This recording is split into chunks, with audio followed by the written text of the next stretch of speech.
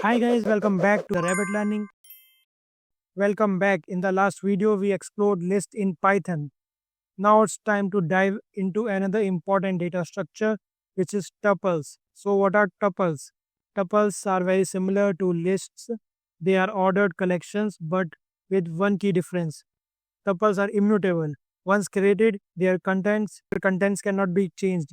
This makes them incredibly useful when you want to ensure that data stays fixed and secure throughput. This makes them incredibly useful when you want to ensure that data stays fixed and secure throughout your program. For example, if you're handling configuration data or coordinates, immutability is a blessing.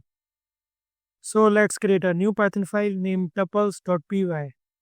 Here's how we can create a tuple in Python. A equals to parenthesis 34, 12, 43, 12. Now you can print A. You can see the output. Just like list, tuple supports indexing. Print A or index 2. If I run this, you can see the output is 43. But remember, tuples cannot be changed. If we try this, A on index 3 equals to 6, 7 and print the program, you will see the type error, which is tuple object does not support item assignment. This is the Python's way of saying you can't modify a tuple. So why we can use tuples? Because it prevents accidental data changes and writers safer and more predictable programs. They are faster and more memory efficient than lists. Say you want a tuple with just one item. You might try b equals to 2, but it doesn't work. To create a tuple with one element, you must add a comma, like b equals to 2 comma. This is the common interview question, so make sure you remember the comma. And now we can explore another powerful feature of tuples is unpacking. Let's look at this.